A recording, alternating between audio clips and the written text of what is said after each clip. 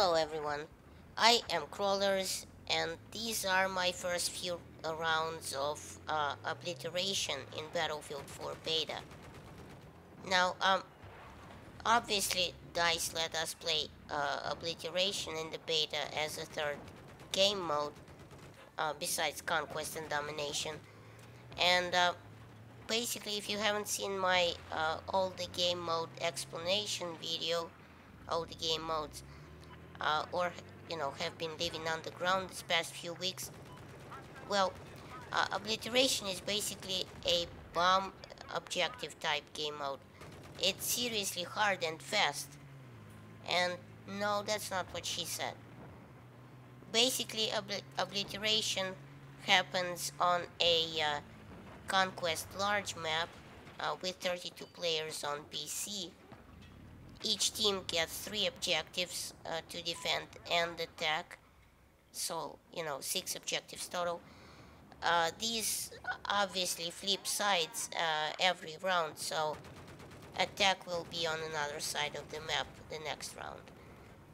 A bomb will spawn somewhere around the center of the maps in this case, the Charlie flag, the skyscraper, and both teams will make a beeline for it. Now, if the skyscraper is still up, the bomb will usually spawn up there. And if it's already taken down, the bomb can spawn around the building and even across the street in that, red sculpture thing.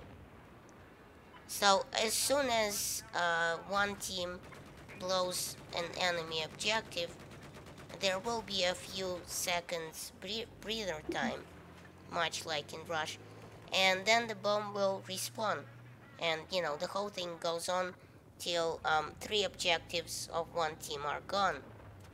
And you have to pay attention to your team objectives, the colors of the boxes on the map.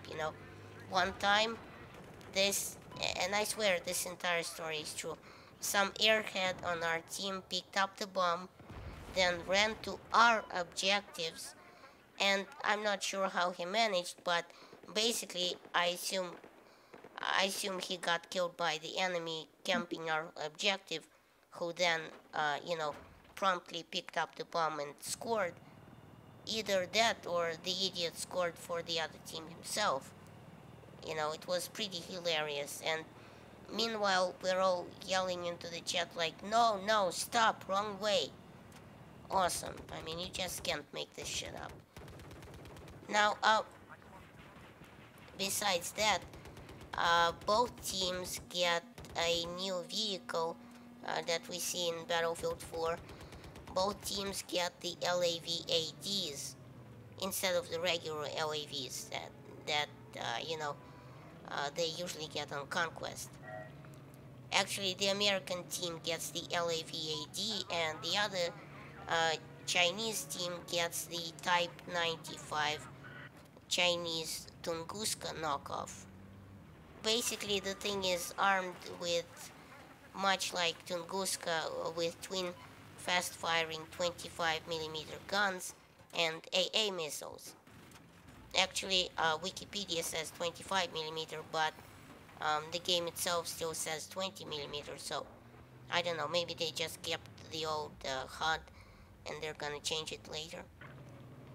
And well, like the regular LAVs, these things can swim, which actually comes in later with all the tactic gameplay. Actually, these things work both ways. They can pick up a swimming bomb carrier and get him to his objective fast, or like I did on my first Obliteration spawn, take a torch to them while they're in the water, and they won't protest too much, and they won't have a lot to say about it. Now, the bomb carrier, he's not exactly inconspicuous.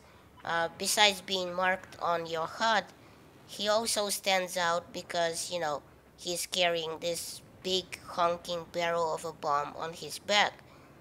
But Here's the thing, because all the fire in the world is concentrated on this one bomb carrier, the gameplay becomes super hectic and insane. I mean, not like Rush where anyone could arm the objective. Here, only the bomb carrier can do that. So, everyone and their uncle will be trying to kill him. Now, this means that the whole team must protect him.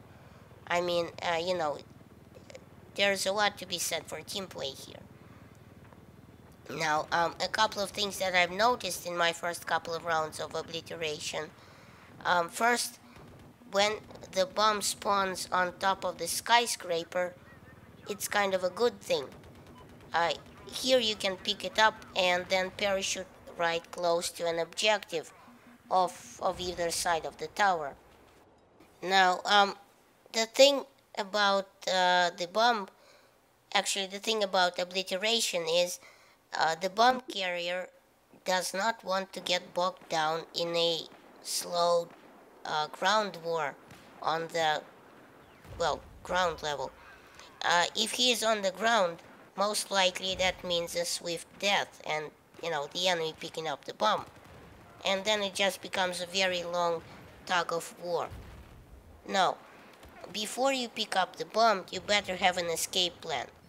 That's why most bomb carriers, if they're stuck on the ground, will actually go into the tower, ride all the way up in the elevator, and then parachute towards their objective. It's much faster, than swimming, and thus a lot safer. If you find, the enemy bomb carrier has been killed, and there's a tank staring right at you in the face, quickly run, pick up that bomb, and dive into the water off the side of the bridge. Happened to me at least once or twice. Dice is right. Obliteration is the creator of, only in battlefield moments. Now, another thing, and unfortunately I found this out the hard way by blowing my own nuts off, is that the bomb, when it's set, it will literally explode. And I don't mean like that girly fart of an explosion we had on Rush in Battlefield 3. No, I mean this thing will actually explode and kill anyone within about a 10-meter radius, maybe more. That's 30 feet for you Yanks. So what this means is, after you've set the bomb, you can't really camp it. I mean, you can, but you have to move your ass away, or, sit your ass inside the tank. Oh, and also, the time you have to disarm the thing is really, really short. I mean, I don't know, is it 10 seconds or something like that? I haven't really counted, but it's very, very short. Which comes into the next item on the tactics list. The switches. The many, many switches that can open or close, blinds or barricades in Battlefield 4. So, basically stem the enemy advance from piling up all up on your shit.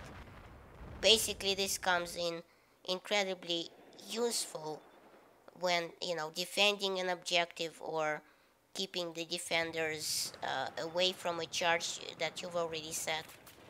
Just lower the metal blinds, set the charge, and wait. And one more thing that stands out in Obliteration. While setting the charge, you cannot use your weapons to defend yourself, like you could in let's say, Rush in Battlefield 3. So, the point is you better have some backup, someone watching and covering your fine ass, because you will get shredded to bits. Or, I don't know, it might have actually just been a glitch for me where I couldn't use my gun, and you can actually shoot in Obliteration while setting the bomb. I don't know. Other than that, I love the obliteration, and it's very fast and team oriented, just fast fun that happens on in the air, on the ground, and if you spot the bomb carrier in the water, you better take out your sidearm and put him down. So thanks for watching. Please rate, share this video, and check out my other videos at the end of this one. And remember, in Soviet Russia, YouTube subscribes you.